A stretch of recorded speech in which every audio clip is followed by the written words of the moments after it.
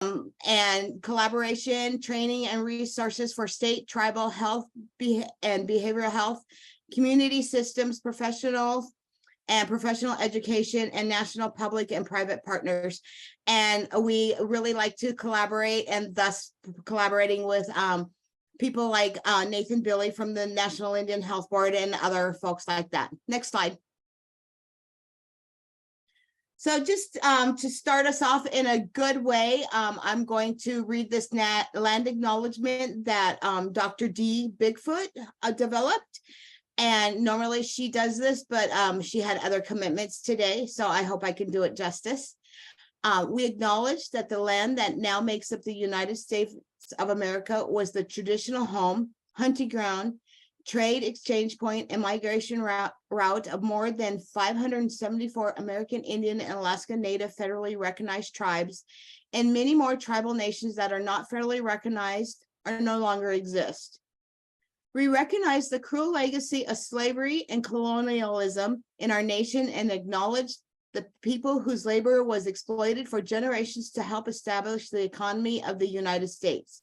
We honor Indigenous, enslaved, and immigrant peoples' resilience, labor, and stewardship of the land, and commit to creating a future founded on respect, justice, and inclusion for all people as we work to heal the deepest generational wounds. So I thank Dr. Bigfoot for creating this land acknowledgement, so we can just give credit where credit is due, and that we are on this Turtle Island, and we're all throughout the United States in different areas, and that we acknowledge this land that we are on. Next slide, Angie. So our presenter is Nathan Billy from the National Indian Health Board, and I will allow him to introduce himself. Welcome, Nathan, and I'm so glad that you agreed to be our presenter today. Thank you. Yeah, thank you so much, Vicki. Thank you, Angie, and appreciate the invitation from the Suicide Prevention Resource Center. We've worked with you for many years and really enjoy any chance that we have to collaborate and partner together and bring information and share information. So very much appreciate the invitation. So good afternoon, morning, depending on where you are, everyone, for joining together.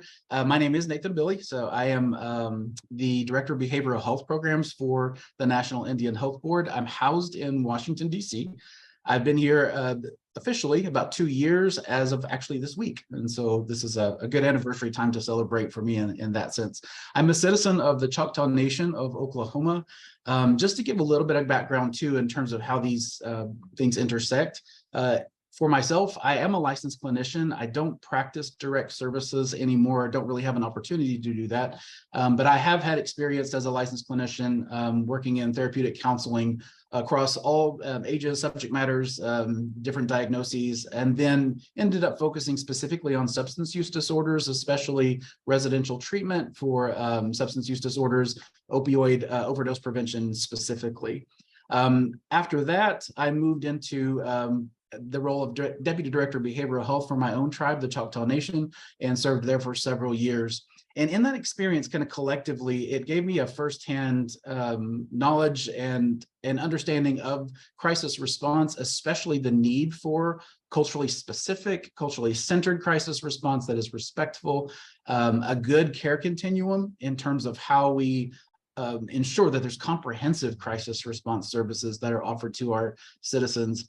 I think about when I was both as a clinician, when I was on call, kind of emergency call, responding to very specific suicide ideation, suicide crises. And then as the Deputy Director of Behavioral Health, when one of the things that I was tasked with and oversaw was our healthcare integration or behavioral health integration into our primary care services, into our emergency department, and ensuring that we had that care continuum at the Choctaw Nation. And I want to be just a little vulnerable and candid for a moment, that while we wanted it to go right all of the time, and that's our goal is for this care continuum just to work perfectly, it doesn't always. And I remember one time in specifically that stands out to me when a community member reached out for assistance. And it was actually because of a combination, not so much of our internal policy, but there were jurisdictional issues to consider. There was miscommunication, there was lack of availability, they needed stabilization. Law enforcement got involved, and in the end, they made a really heartbreaking statement. And I can't shake that statement. And it's afterwards when they said to us, "I wish I had never asked for help." And that is an incredibly humbling, hurtful thing to hear from someone that you are trying to serve, from someone whose experience, someone who needs you at that moment to be what is specifically what they need. And to see that there were components that were out of place and that there were things in that care continuum that were disrupted, let us know that this isn't simply just like a systems management issue.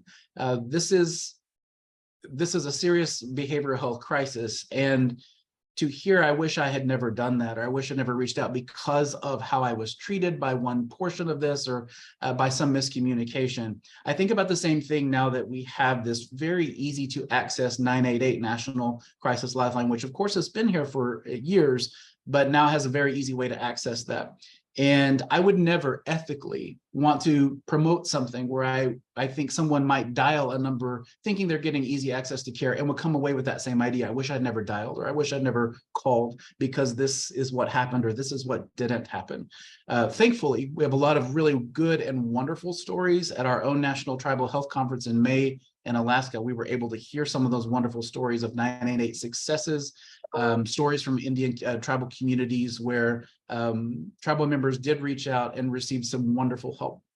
So that is our goal, right? Successful collaboration, a really good care continuum, solid, comprehensive care in suicide prevention, including especially our 988 Crisis National Lifeline, Suicide and Crisis Lifeline.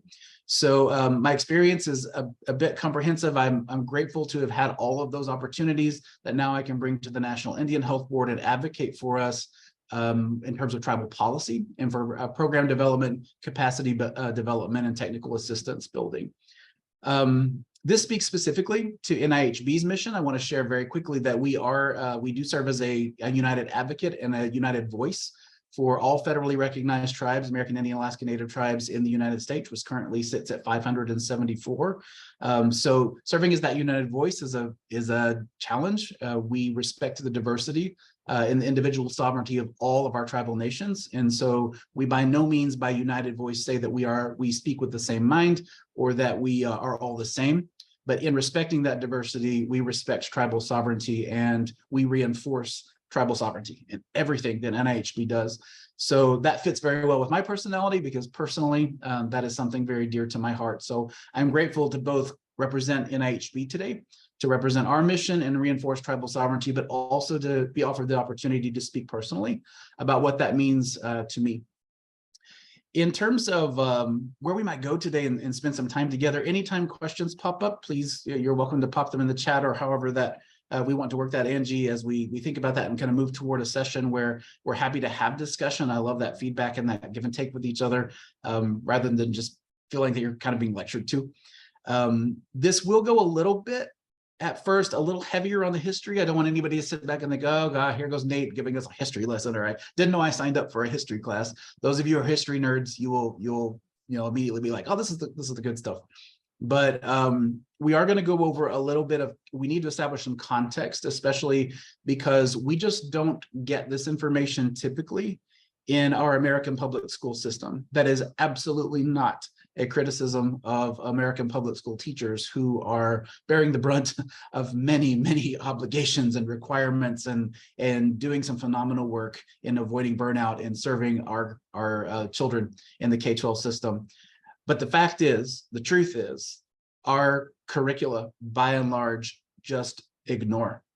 They ignore the history of American Indian Alaska Native tribes. When it's not ignored, it's, for lack of a better word, it's whitewashed. It is cleaned up. And there are some words that are appropriate to use that are left out. And some of our experiences are left out in, well, we'll talk about exactly why. So if you will join me, let's kind of explore this context for tribal sovereignty, why it's important, what the challenges to it are, and then in what we can do practically and how that can inform some of the work that we do as we collaborate with tribal nations. So we're going to look over this history. You can see that, well, colonization, historical trauma, looking at tribal sovereignty, what some of the implications are and how we can honor that practically together. Okay, thank you, Angie. We can get to the next one.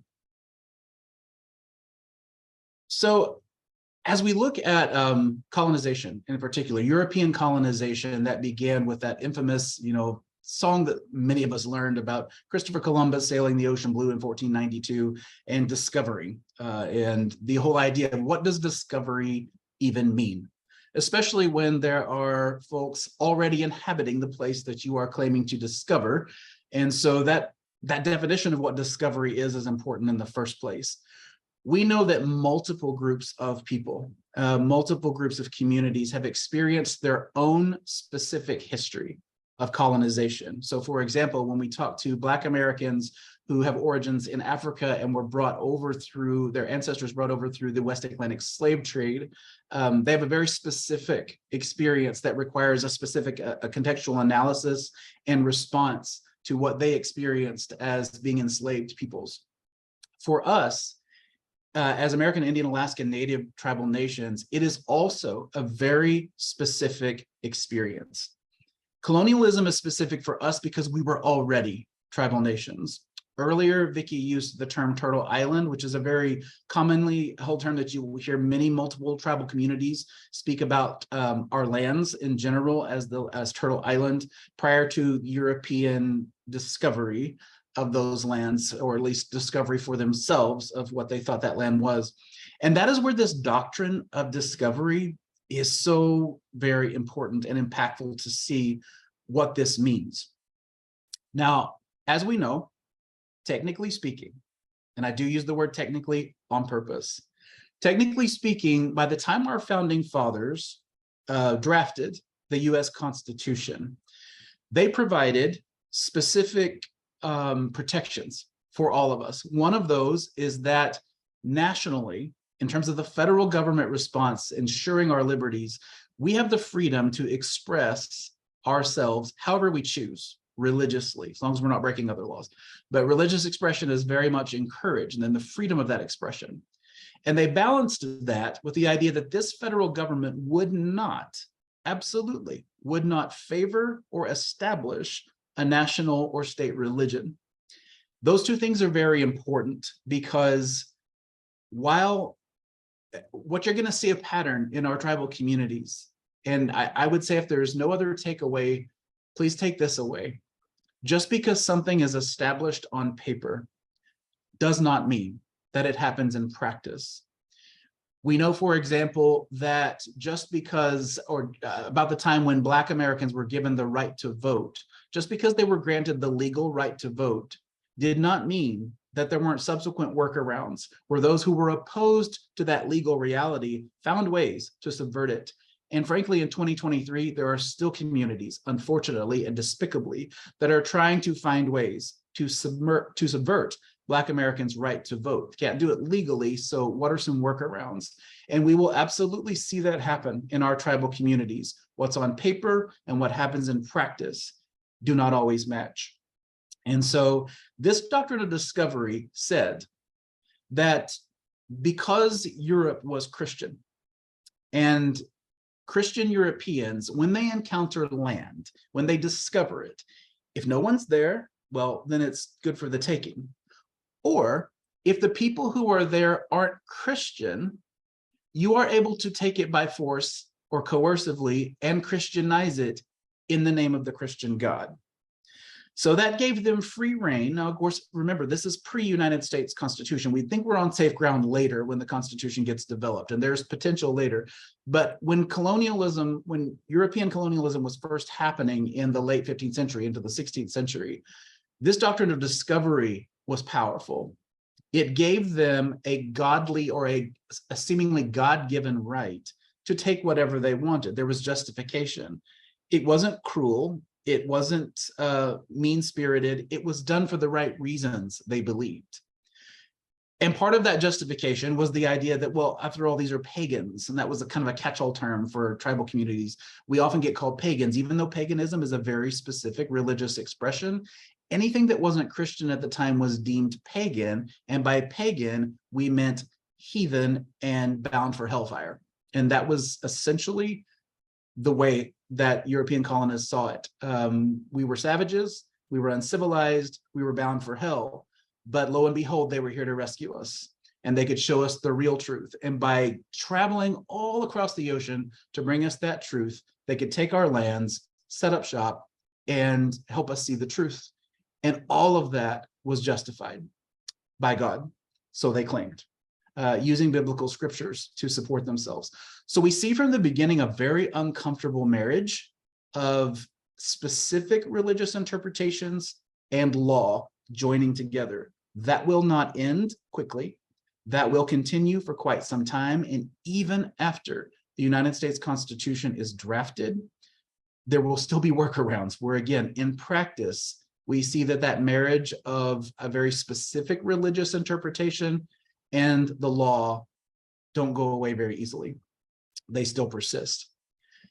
When you look at that second thing, which is manifest destiny, that comes a little bit later. So that's about mid 19th century, mid 1800s, late 1800s, where we get into this idea that now that we are here, now this is going to be post United States Constitution.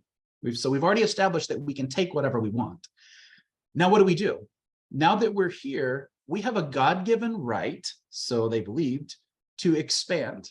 And in fact, it is our destiny manifest by God to travel and aggressively expand our borders, whether that is through negotiation, through purchase, through contract, or by war.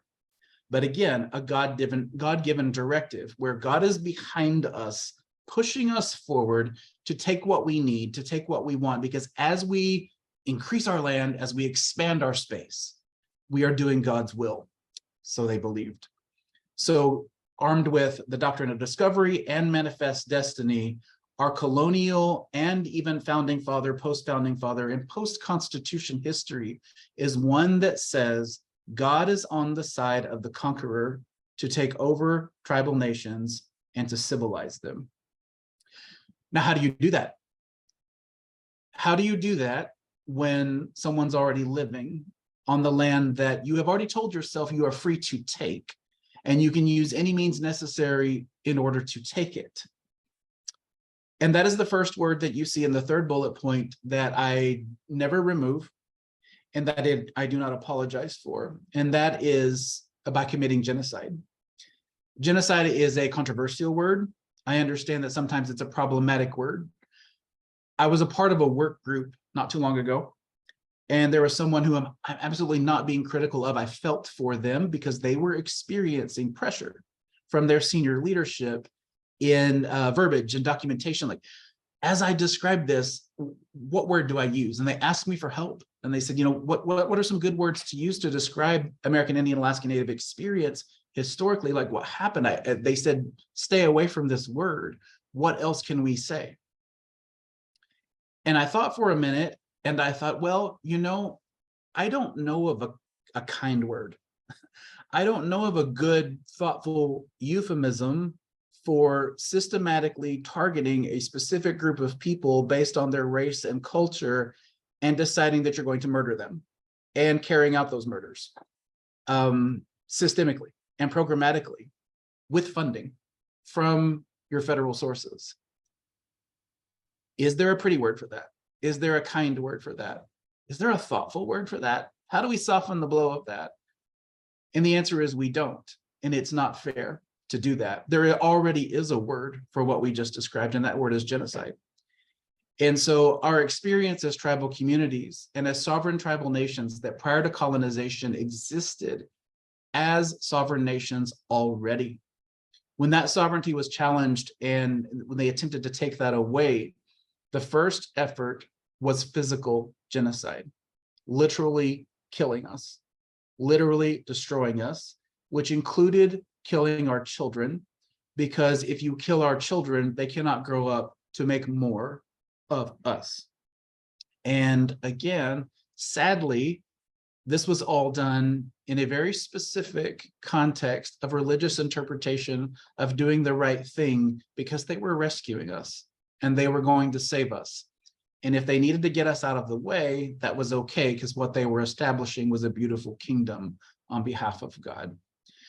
I also want to clarify that this is not being critical of those who I know who are of the Christian faith, who are some of the most beautiful and amazing and wonderful people I've ever met, and are sources of strength, sources of support and security, thoughtful, compassionate, empathetic people. We are speaking of a very specific religious interpretation of a specific time. Unfortunately, we do see echoes of that, I believe, even in 2023. It rears its ugly head many times. But it is a very specific interpretation. So that Western expansion that we see. But this was also the origins of treaties. So for example, if we encounter a group of tribal nations, sovereign tribal nations, and we're clearly going to defeat them, but we don't want to necessarily annihilate them or murder them, then what do? We're going to take their land, not even an issue. It's going to be taken. How do we ensure that they are able to live? And this is where many of our ancestors did what we call in tribal communities. You often hear us talk about 7 generations. It is 7 generations forward. It can also be 7 generations backward. It's a very holistic concept. And it's saying that at this moment, in every decision I make, I'm thinking about the 7 generations that came before me. I'm thinking about the 7 generations that will come ahead of me, my ancestors and my descendants. We're all here together in this moment. And I have to be very careful about the decisions I make on their behalf, out of respect to what has come before me and out of preservation, what is going to come after me. And our ancestors made many concessions of land, and in exchange for land were made promises, and that's where treaties come from. And when we say many treaties, we mean hundreds, over 400 at least, documented treaties made with various tribal nations, where our tribal nations were forced to give up specific things, chiefly land, in exchange for protection, in exchange for very specific rights that are actually documented and articulated in those treaties, which is why those treaties are so important. They are binding agreements that the federal government made with sovereign tribal nations to say you will have a certain element of sovereignty if you give this up. My own family, my great-grandfather Simon came across, was forcibly relocated from our ancestral homelands originally around the Mississippi area. And he walked over across actually he didn't walk, he was born on the Trail of Tears, on forced relocation across the Trail of Tears. My ancestral grandmother, his mother, Nehale, she did not survive. So she died on the Trail of Tears during that forced relocation. He went on to Oklahoma, and as he grew up in this new land of Oklahoma, which Oklahoma itself is a Choctaw word, he was a part of that allotment land that was granted under the Dawes Act, Dawes allotment land, and he took that. And there have been criticisms over specific tribal nations for what we gave up and for not standing on the ground and not fighting. But I know that my grandfather lost his mom. You know, we have a lot of effort in maternal health, native maternal health, protection of our mothers. Well, his mother didn't survive. And he had lost his mother. He had experienced tragedy himself and the trauma of being a part of that relocation. And I believe and know that 7 generations principle was very important to him, because in accepting that allotment land, it was nothing less, absolutely nothing less than survival. And I'm grateful to him for that, because I am a part of that.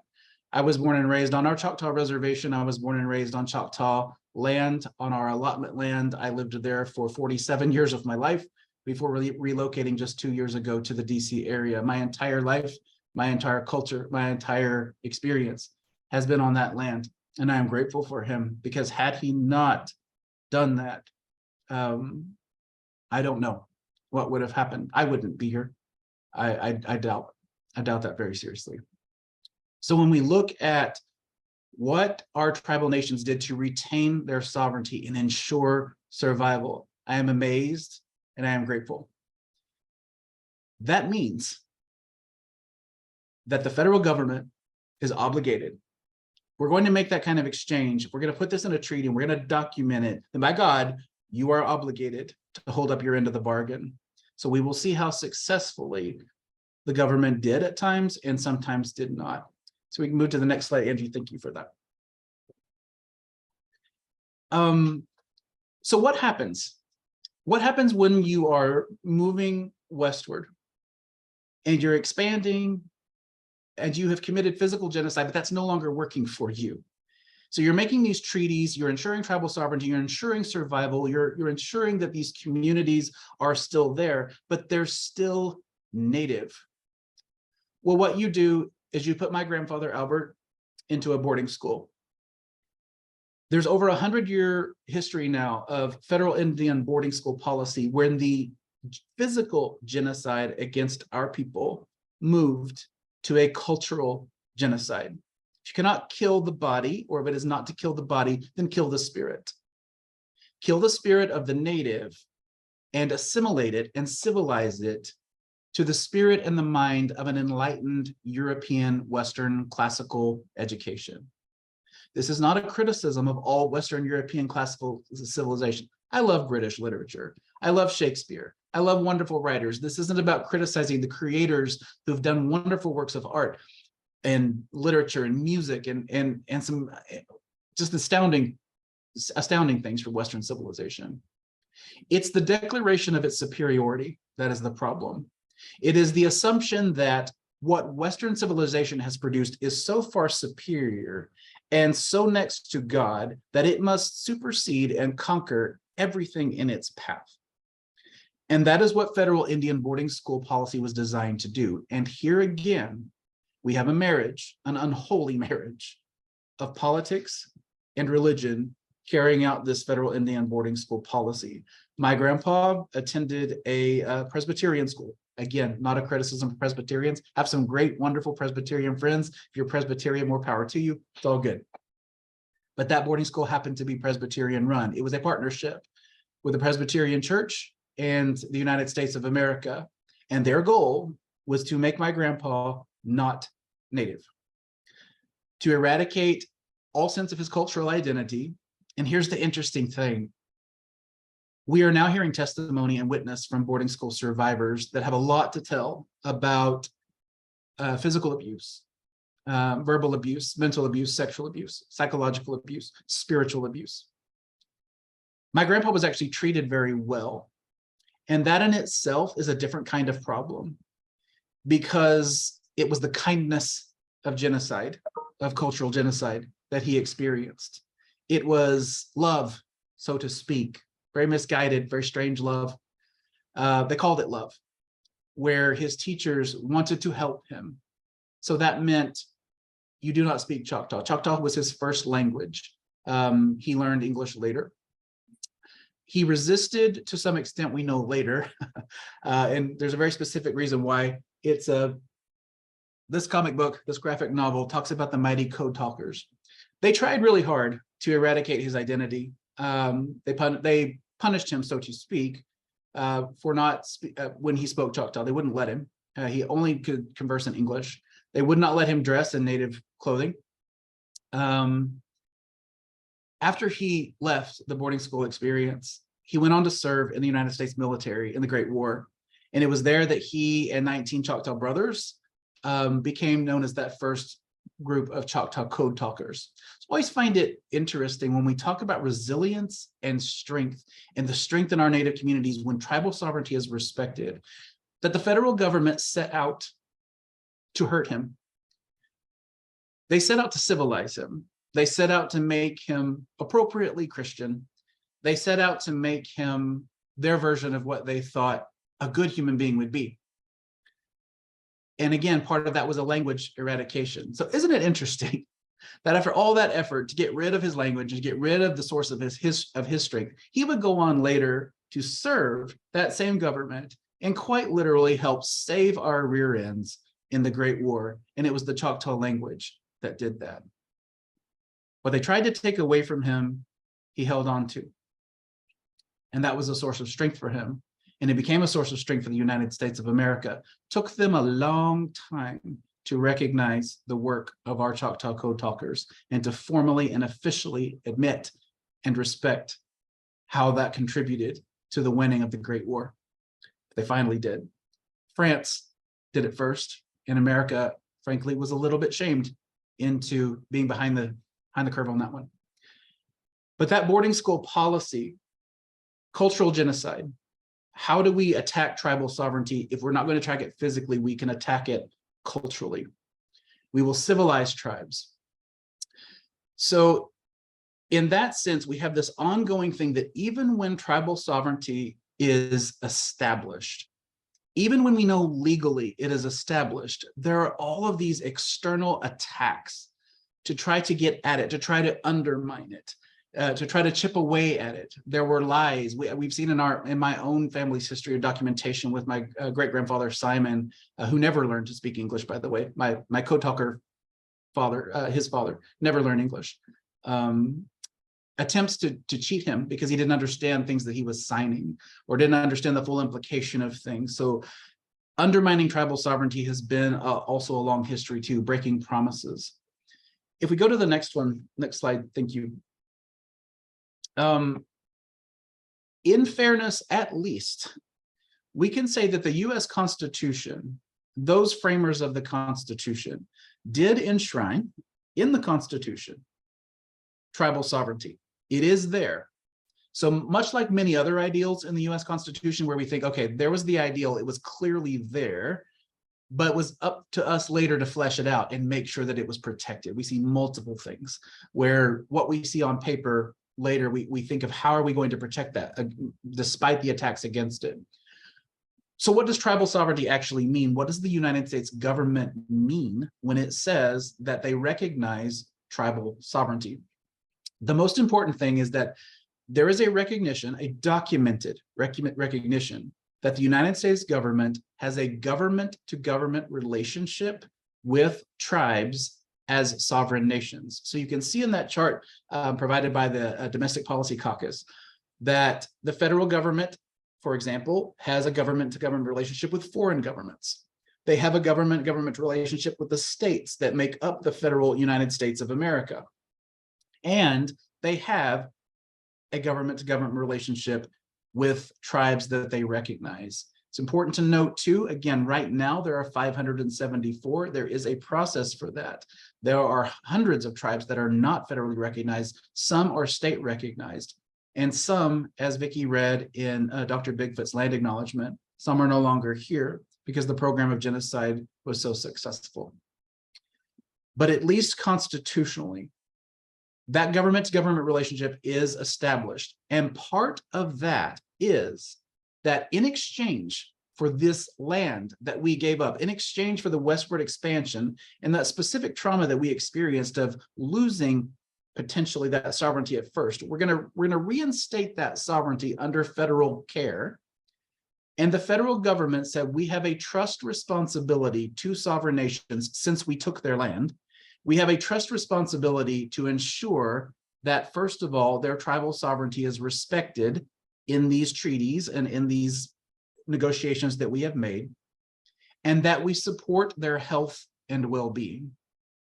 So that includes healthcare. Healthcare is a part of that, of other programs and services that the federal government, on paper, on record, legally binding, says we will support and we will ensure that you thrive and we will address health equity concerns. So that means, for example, if you ever hear tribal organizations be very hesitant when you bring up states, it's not because tribes are anti-state or that tribes are anti-governor, governors of states. Sometimes we get very passionate when we talk about it, but it's that when we are required to filter our healthcare or to be at the mercy of decisions that states make, that is an absolute abrogation of the federal government's trust responsibility to interact and deal with us as sovereign nations. So I am Choctaw. I have citizenship in the United States of America. I have citizenship in the Choctaw Nation of Oklahoma. The government has a responsibility to deal with the Choctaw Nation of Oklahoma as a sovereign, not give everything to the state of Oklahoma and say, oh, I hope this works out for you. Please consider the tribes that live in your area. That is not respect for the federal trust responsibility. So when tribes sometimes, if you get brought into state efforts and the states are primarily responsible for doing certain programs that might affect tribal members, you will often hear us speak up very quickly. That is not how this works. We have equal footing. We have equal standing. We too have a government to government relationships with the United States government, just as a state does. So do not filter care down to us through states. You can see too that I'm not going to name names, so thankfully, yeah, it's all good there, especially since we're being recorded. Just kidding. There are states in the United States of America that are very proactive and very thoughtful about the tribes that they share space with. There are some states that are somewhat indifferent. They're a little apathetic. They really don't concern themselves much with the tribes that they share space with. And there are some states in the United States of America that are openly antagonistic toward tribal sovereignty and will say so on record, that they are not interested in tribal sovereignty. They are interested in their own state sovereignty. Understood, you are a state, that's to be expected, but do not ever disrespect the sovereignty that tribal nations have that is established by law. So we do want good collaboration. We do want proactive collaboration. We need good relationships. This is public health work, behavioral health work. This is the good health of our community members, right? We all want the same thing. We want good, thriving health for everybody. So when we talk about tribal nations, we're not so insular that we don't care about those who are non-tribal. We just want the framework to be the legal framework that this was designed to be. We need to be respected. We deserve to be respected as the sovereign tribal nations that we are. So fund us, speak to us directly, speak to states directly. Then in that framework of sovereignty, we as tribal nations and states within the United States, we collaborate as partners. Do not filter it and do not disrespect. That tribal sovereignty is what we say to the federal government. So there is an ongoing responsibility for the federal government to support our self-governance, because again, we gave up a lot. We gave up a lot to be ensured that this tribal sovereign status would be respected and that the government would come through on its side and its end of the treaty. Okay, thank you. Next slide, please. Just in the interest of time, there's no real need to, I don't want to go over all of these too greatly. These are just some examples of some things that you can look into, especially if you have more time to go over this. But these are some key things in the history of tribal sovereignty that are very much worth looking up. One in particular, which is the Indian Healthcare Improvement Act, which is a key act that really outlines for us how the federal government will provide care provision. It's undergone multiple reauthorizations. It was finally made permanent in 2010 under President Obama as a part of the Affordable Care Act. But this was game-changing for us in terms of the government's position and reaffirmation that the government must invest in our healthcare as sovereign tribal nations and respect that sovereignty. We also have the Indian Self-Determination and Education Assistance Act. This is the act that, if you've ever heard of a tribe, or you've heard that number thrown around, 638, are they direct service or are they 638? Well, you can see that I have the Indian Health Service here, which was established in 1955, at which IHS itself provides direct services that might be an IHS hospital or clinic. So tribes have the option of accessing care directly from IHS at an IHS facility, or a tribe under its self-governance, self-determination can choose to do 638 compacting, where they have access to those dollars, but they run the healthcare system itself. My Choctaw Nation of Oklahoma, we are 638 compacting healthcare services. I don't, at Choctaw Nation, when I'm there, I go to Choctaw clinics, I go to the Choctaw Hospital, not a separate IHS facility. I can go to an IHS facility if I want to, because I'm a member of a federally recognized tribe and I have that documentation. But the Choctaw Nation itself has chosen to contract and compact. So that can be very helpful if you ever hear, are they a direct, are they a 638? That's the distinction between those two things. So there are some that will do that. I mentioned the Indian Child Welfare Act because it was recently under threat. Thank God. That's my sign that Stop Stealing Native Kids, ICWA, that provided that. And so I was able to be there at the Supreme Court on the day that those arguments were presented, and to stand outside with other natives and other tribal community members and hold up that sign and say that we have to protect ICWA. I was very grateful to be able to be there. It was a powerful moment to be surrounded together and to support and send all of our beautiful prayers and energy into the Supreme Court from those steps, saying, please, please listen, please let this fall where it needs to fall.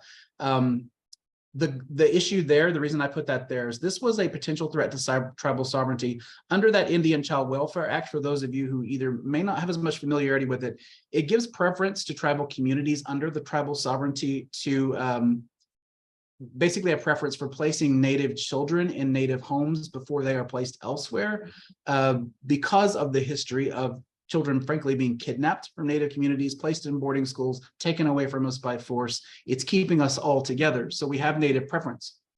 In a case called Holland versus Burkine, this was challenged. It was challenged by a non-Native couple. I'm not, and by no means am I trying to comment on their heart or their spirit in terms of the love that they had for a child, but they challenged it on the grounds that it was racist, okay?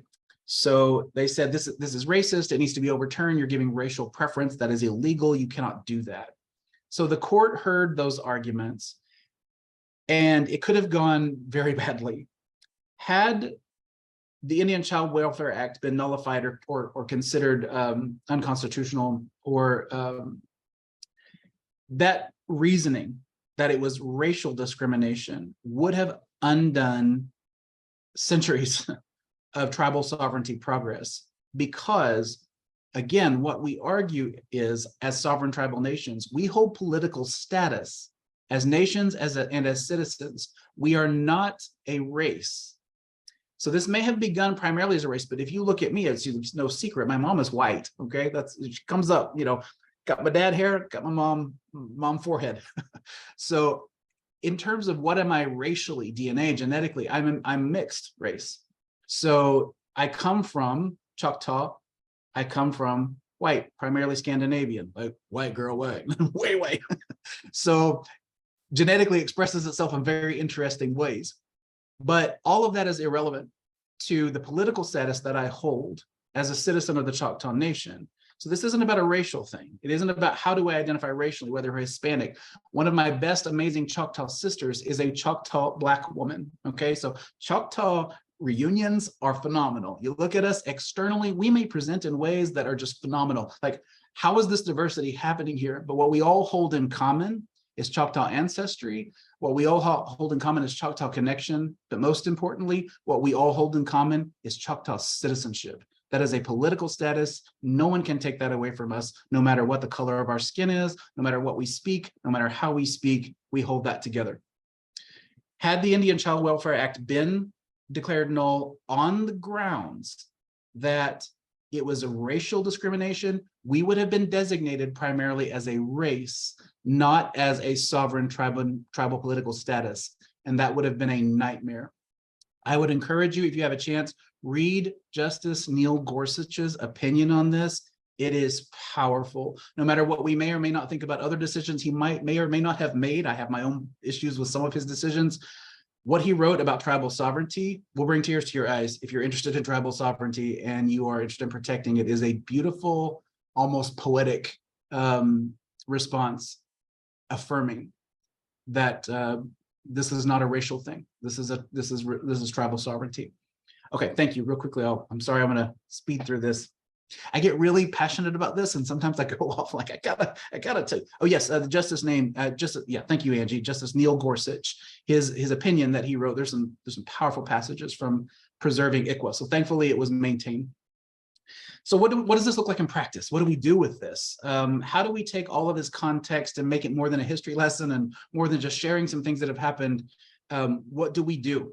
So some potential roadblocks that I think it's important to consider as we collaborate with tribal communities is respecting this history in terms of how are tribal communities approaching collaborative relationships. When a state approaches them, how do they see that? When a governor or a governor's office or a community organization or the federal government, lots of different experiences that tribal nations have experienced. So one of those potential roadblocks is when any non-native or non-tribal agency tries to control space that should be tribally driven.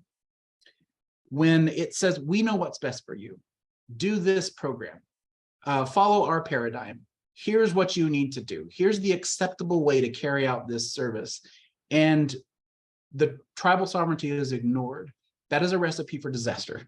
So even when it's well-meaning, be respectful of tribal sovereignty, and we encourage not to control space that should actually be tribally driven. That's where that well-intentioned help comes in, sometimes paternalistic, where you might find an agency that says, you know, we have statistics, we have facts, we have figures, we have evidence, here it is, now go and do this, and your tribes will be successful.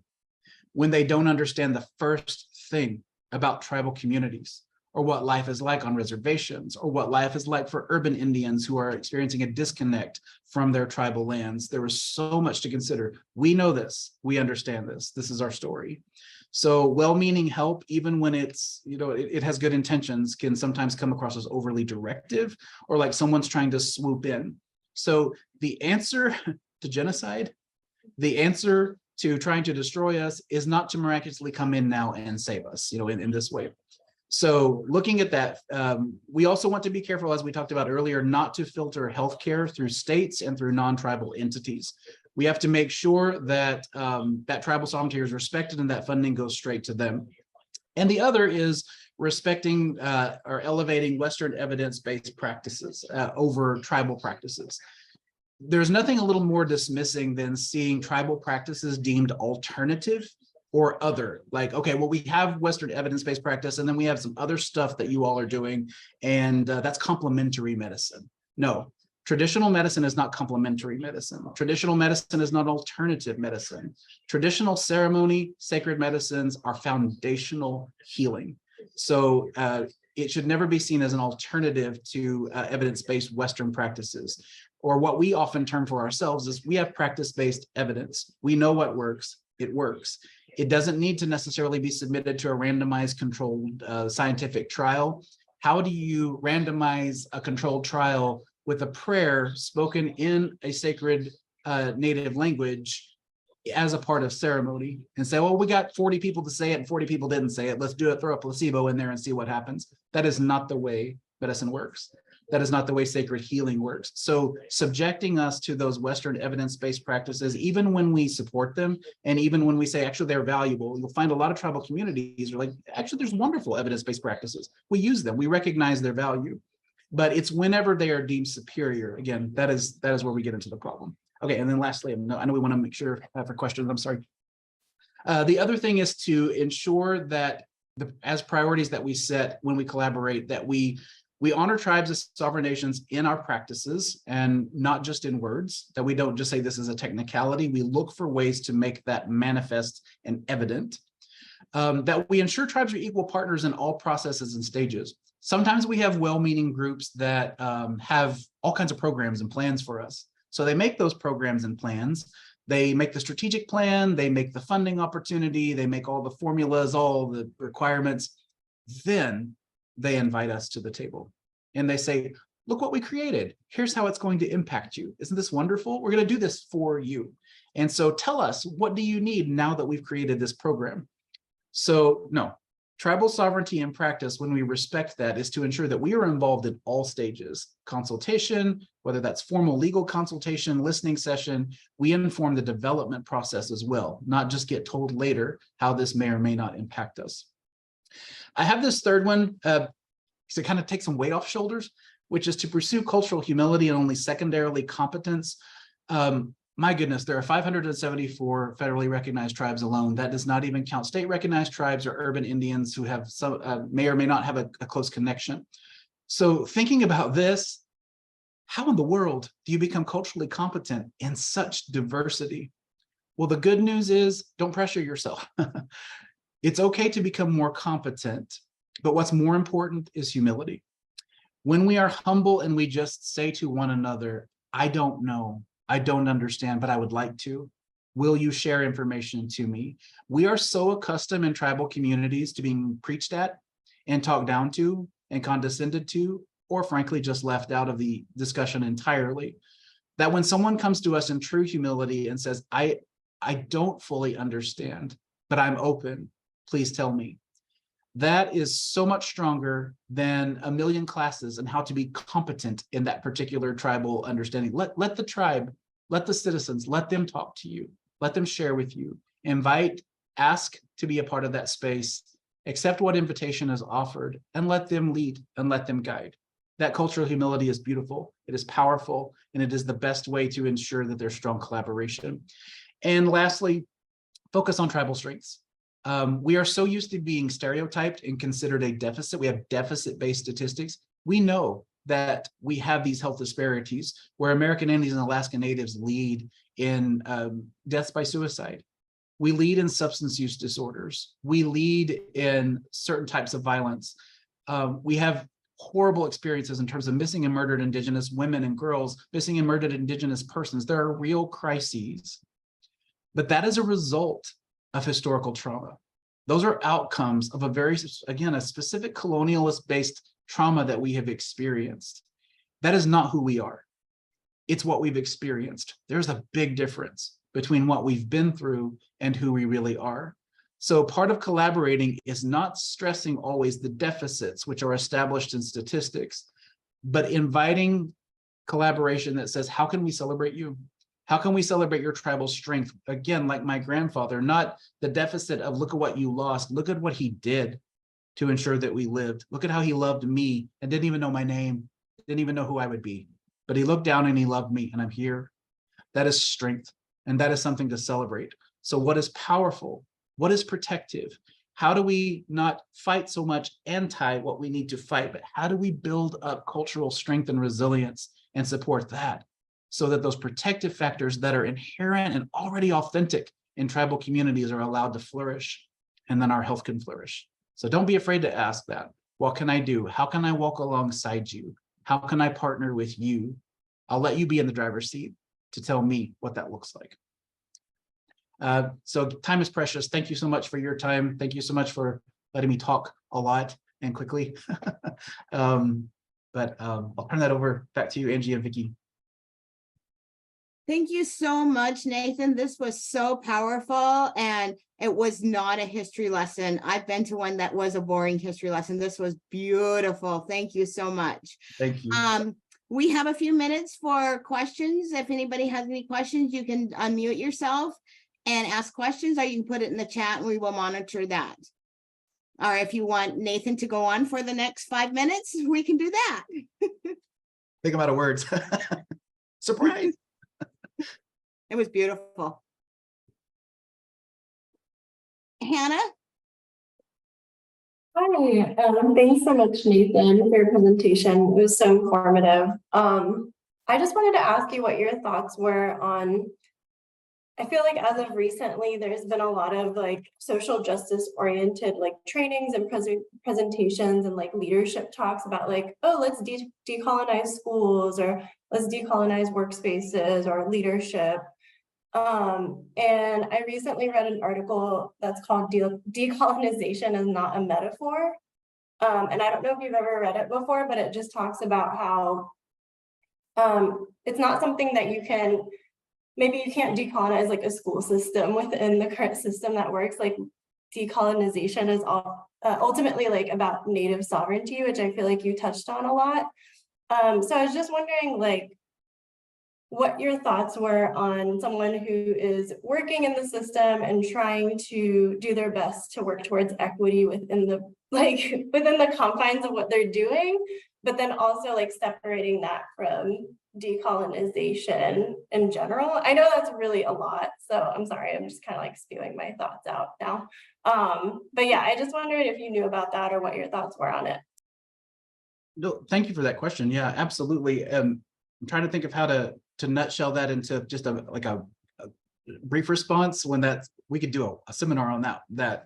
Yeah, decolonization work is very powerful. I have to be careful because, I mean, personally careful when I think about that, because I am very quick to talk about and support decolonization work in general, but I understand that once you actually look at the literature, decolonization, there's not consensus on what that word means or what it implies, and that's potentially problematic. So we can sometimes think we're a part of a specific decolonization effort that later, maybe, you know, a few days in, we go, oh, hold on, that's not quite what I meant by addressing that. And I know that we all do have those limitations. Part of the context of the tribal sovereignty, I can give an example of what I think of as truly rethinking or reshaping in the context of tribal sovereignty. At our residential treatment center at Choctaw Nation, we began to implement cultural reconnection, you know, in terms of residential treatment, which involves specific classes in it may be beading or it may be drumming.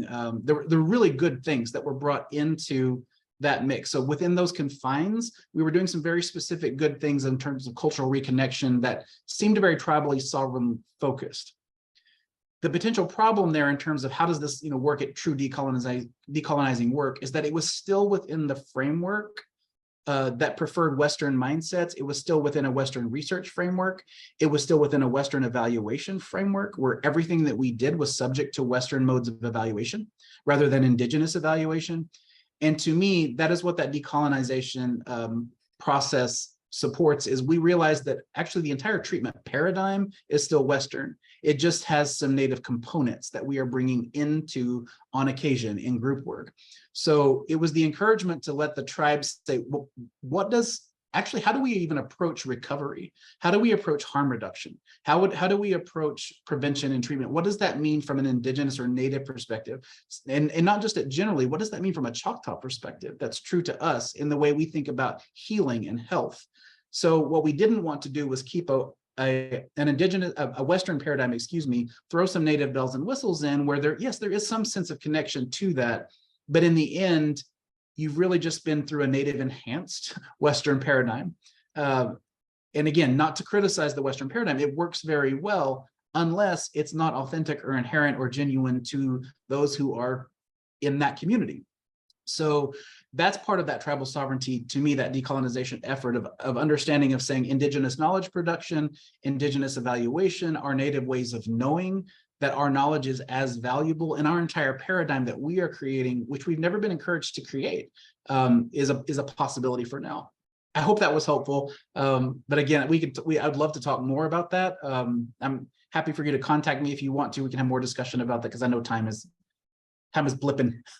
Yeah, no, that would be awesome. If I could send you an email, I'm not sure if it's included in like this invite, but yeah, I would love to talk about it more, but no, that's super helpful for me. Thank you so much. Angie, would you like to put the slide back up with Nathan's contact information?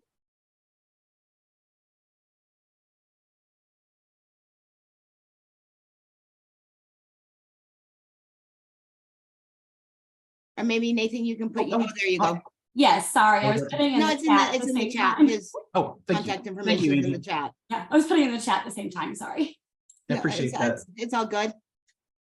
Also, if you see we me have out in public, great technical assistants behind the scenes that take care of us. Angie Mize and Colleen Solitis, they help us get this all rolling, and thanks to the communications team at SPRC as well to get this all rolling. Are there any other questions? I was just going to say real quick, yes, this is being recorded and we should have it uploaded to our SPRC YouTube page within the next couple of weeks. And once that happens, we will send the links out to everybody that attended today. Thank you. I appreciate all your time, and I look forward to seeing you on the last webinar, August, I believe 22nd is that, and that's Know Before You Go, jurisdictional concerns. And we are getting a panel together for that. And I look forward to that. And then next year, 2024, we're going to have another series of 6, and we're working on the topics for that. So I appreciate your time. And again, Nathan, thank you again for the beautiful presentation. And I look forward to seeing you next week. Thank you too. I appreciate you.